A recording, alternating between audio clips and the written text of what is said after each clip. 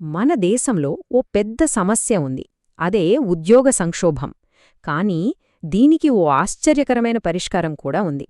ఈరోజు మనం ఆ సమస్య ఏంటి, ఆ పరిష్కారమేంటి, రెండింటినీ లోతుగా చూద్దాం. 40% జస్ట్ ఓ నంబర్లా అనిపిస్తోందా? కాని ఈ ఒక్క నంబర్ మన దేశంలోని చదువుకున్న యువత ఎదుర్కొంటున్న ఓ కఠినమైన నిజాన్ని చూపిస్తోంది. ఈ 40% వెనుక ఉన్న కథ ఏంటో తెలిస్తే నిజంగా షాకవుతారు. ఆ నెంబర్ వెనక ఉన్న కథ ఇదే. మీరు ఎంత ఎక్కువగా చదివితే అంత ఎక్కువగా నిరుద్యోగులుగా ఉంటారు. వినడానికి చాలా వింతగా ఉంది కదూ? కానీ మన దేశంలో చదువుకి, ఉద్యోగానికి మధ్య ఉన్న ఓ విచిత్రమైన సంబంధాన్ని ఇది అద్దం పడుతోంది. సరే, ముందుగా అసలు సమస్య ఏంటో లోతుగా చూద్దాం. ఈ డిగ్రీ పారాడాక్స్ అంటే ఏంటి? చదువుకున్న వాళ్లకే ఉద్యోగాలు ఎందుకు దొరకట్లేదు? కొన్ని నెంబర్స్ చూస్తే మనకే అర్థమవుతుంది. ఒక్కసారి ఈ చార్ట్ చూడండి. డిగ్రీ లేనివాళ్లల్లో నిరుద్యోగం కేవలం 3%. అదే ఏదైనా డిగ్రీ ఉన్నవాళ్లల్లో అయితే ఏకంగా 30% పెరిగింది.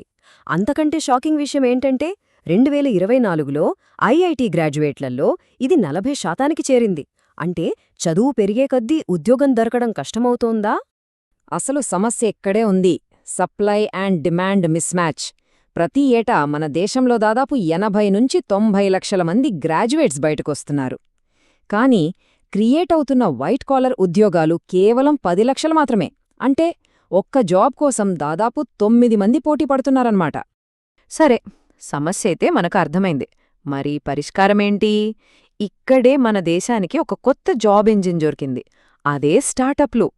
ఉద్యోగాల కల్పనలో ఇవి ఎలా కొత్త శక్తిగా మారుతున్నాయో ఇప్పుడు చూద్దాం.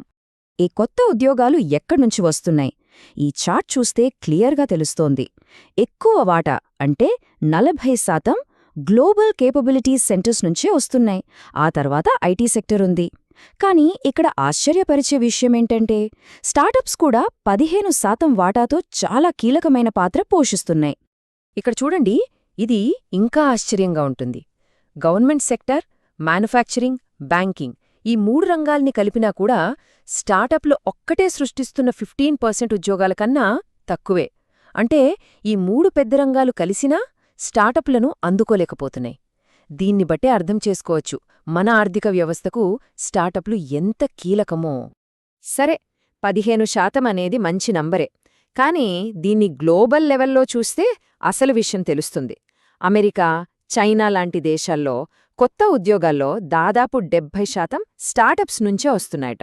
మన దగ్గరే 15%, వాళ్ల దగ్గరే 70%. అంటే మన స్టార్టప్ ఎకోసిస్టంలో ఇంకా ఎంత పెద్ద గ్రోత్ పొటెన్షియల్ ఉందో ఆలోచించండి. ఓకే, ప్రాబ్లం తెలిసింది, సొల్యూషన్ కూడా స్టార్టప్లని తెలిసింది. మరి ఒకవేళ మనమే ఒక స్టార్టప్ మొదలుపెట్టాలంటే ఏం చేయాలి? దానికి కావాల్సిన స్కిల్స్ ఏంటి? ఇప్పుడు మనం ఒక పర్సనల్ టూల్ కిట్ లాంటిదాన్ని చూద్దాం. స్టార్టప్ సక్సెస్ అవ్వాలంటే ముఖ్యంగా 5 స్కిల్స్ ఉండాలి. 1. సమస్యను ముందు గుర్తించడం. 2. Unit economics. 3. 2 వారాల్లో లాంచ్ చేయడం. 4. కస్టమర్లతో మాట్లాడడం. 5. డిస్ట్రిబ్యూషన్పై పట్టు సాధించడం. సరే, ఇప్పుడు వీటి గురించి ఒక్కొక్కటిగా వివరంగా తెలుసుకుందాం. మొదటిది, అన్నింటికన్నా ముఖ్యమైనది, సమస్యను ముందుగా ఎంచుకోవడం. చాలామంది ఏమనుకుంటారంటే మంచి ఐడియా ఉంటే చాలు అనుకుంటారు. కానీ నిజమేంటంటే 99% స్టార్టప్స్ ఫెయిల్ అయ్యేది ఎగ్జిక్యూషన్ వల్ల కాదు, అసలు ఎవరికీ అవసరం లేని సమస్యను పరిష్కరించడానికి ప్రయత్నించడం వల్ల. సో మన ప్రోడక్ట్ గురించి ఆలోచించే ముందు కస్టమర్కి అసలు ప్రాబ్లమేంటో తెలుసుకోవాలి. ఇక రెండో స్కిల్, యూనిట్ ఎకనామిక్స్. ఇది చాలా సింపుల్. మనల్ని మనం వేసుకోవలసిన ఒకే ఒక్క ప్రశ్న: నేను అమ్మే ప్రతి వస్తువు మీద నాకు లాభం వస్తుందా రాదా? సమాధానం రాదు అయితే ఆ బిజినెస్ మోడల్లోనే ఏదో తేడా ఉన్నట్టు. స్టార్టింగ్ నుంచే ప్రాఫిట్ వచ్చేలా ప్లాన్ చేసుకోవడం చాలా ముఖ్యం. మూడోది, స్పీడ్. మన ఐడియా వర్కౌట్ అవుతుందో లేదో తెలుసుకోవడానికి నెలల తరబడి ఎదురుచూడాల్సిన అవసరం లేదు. కేవలం 2 వారాల్లో, అవును 2 వారాల్లో చాలా తక్కువ ఖర్చుతో మన ఐడియాకు మార్కెట్లో డిమాండ్ ఉందో లేదో టెస్ట్ చేయొచ్చు. మొదటి రోజు వెబ్సైట్, 3వ రోజు చిన్న యాడ్స్, 7వ రోజు అనాలిసిస్, 14వ రోజు కస్టమర్లతో ఫీడ్బ్యాక్. అంతే. ఇక 4వది, కస్టమర్లతో మాట్లాడటం. కానీ ఎలా మాట్లాడాలి? ఇక్కడే మామ్ టెస్ట్ అనే కాన్సెప్ట్ ఉపయోగపడుతుంది. మన ఐడియా గురించి మన అమ్మని అడిగితే సూపర్రా అంటుంది. కానీ మనకు కావాల్సింది ఆ పొగడ్త కాదు, నిజాయితీ ఫీడ్బ్యాక్. అందుకే ఈ 3 రూల్స్ పాటించాలి. వాళ్ళ జీవితం గురించి మాట్లాడండి, గతం గురించి అడగండి, అన్నింటికన్నా ముఖ్యంగా తక్కువ మాట్లాడి ఎక్కువ వినండి. ఫైనల్గా 5వ స్కిల్ డిస్ట్రిబ్యూషన్. ఈ రోజుల్లో మనమున్నది ఒక అటెన్షన్ ఎకానమీలో. అంటే ప్రజల దృష్టిని ఆకర్షించడం చాలా కష్టం. మీ దగ్గర ప్రపంచంలోనే బెస్ట్ ప్రోడక్ట్ ఉండొచ్చు, కానీ దాన్ని జనాల్లోకి తీసుకెళ్లలేకపోతే అంతా వేస్ట్. మీ సక్సెస్ అనేది మీరు ఎంచుకున్న ఛానల్, మీ మెసేజ్, మీ టోన్, ఈ మూడింటి సరైన కాంబినేషన్ మీద ఆధారపడి ఉంటుంది. సరే, ఈ స్కిల్స్ అన్నీ బానే ఉన్నాయి. కానీ భారతదేశం ముందున్న ఈ అవకాశం ఎంత పెద్దదో అర్థం చేసుకోవాలంటే మనం ఒకసారి చరిత్రలోకి వెళ్ళాలి. మన దేశానికి ఇదొక సిలికాన్ వ్యాలీ మూవ్మెంట్ లాంటిది. ఇది సిలికాన్ వ్యాలీ పుట్టిన కథ. 1930లలో ఫ్రెడరిక్ టెర్మాన్ అనే ఒక ప్రొఫెసర్ తన స్టూడెంట్స్కి ఒకే మాట చెప్పాడు: మీరు ఉద్యోగాలు వెతుకుకోవద్దు, కంపెనీలను నిర్మించండి అని.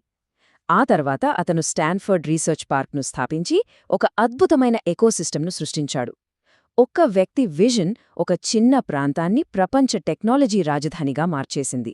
ఇది మనకొక పెద్ద ఇన్స్పిరేషన్. ఆ ఎకోసిస్టమ్ ప్రభావం ఎంత పవర్ఫుల్ అంటే ఒక్కసారి ఊహించుకోండి. స్టాన్ఫర్డ్ యూనివర్సిటీ నుంచి వచ్చిన వాళ్లు పెట్టిన కంపెనీలన్నింటినీ కలిపి ఒక దేశంగా ప్రకటిస్తే అది ప్రపంచంలోనే 10వ అతిపెద్ద ఆర్థిక వ్యవస్థ అవుతుందట. అది ఎకోసిస్టమ్ పవర్. ఇదంతా విన్నాక మనలో ఒక ప్రశ్న మొదలవ్వాలి. దీనికోసం మనకు స్వేచ్ఛ కావాలి. ఎలాంటి స్వేచ్ఛ? అదే, ప్రయోగం చేసే స్వేచ్ఛ. మన ఫైనల్ పాయింట్ ఇదే. మన ఆలోచనా విధానాన్ని భయం నుంచి ధైర్యం వైపు మార్చే పాయింట్. ఈ ఒక్క వాక్యం గుర్తుపెట్టుకుంటే చాలు. ఏది వర్కౌట్ అవుతుందో ఎవ్వరికీ తెలీదు, అందరూ దాన్ని కనుక్కోవడానికే ప్రయత్నిస్తున్నారు. అంటే ఫెయిల్ అవుతామేమో అని భయపడాల్సిన పనే లేదు. ఎందుకంటే ఇక్కడ ఎవరూ ఎక్స్పర్ట్స్ కారు, అందరూ ప్రయోగాలు చేస్తూ నేర్చుకునేవాళ్లే. ఇక్కడ ప్రయోగం చేసేవాళ్లదే విజయం. కాబట్టి చివరిగా ఈ యొక్క ప్రశ్నతో ముగిద్దాం. ప్రయోగం చేయడమే ముందుకు వెళ్లడానికి ఉన్న ఏకైక దారి అయినప్పుడు మరి మనం ఏం నిర్మించబోతున్నాం? భారతదేశ ఉద్యోగ సంక్షోభానికి పరిష్కారం మన చేతుల్లోనే ఉంది. కొత్తగా నిర్మించడానికి ఉన్న అవకాశాలేంటి?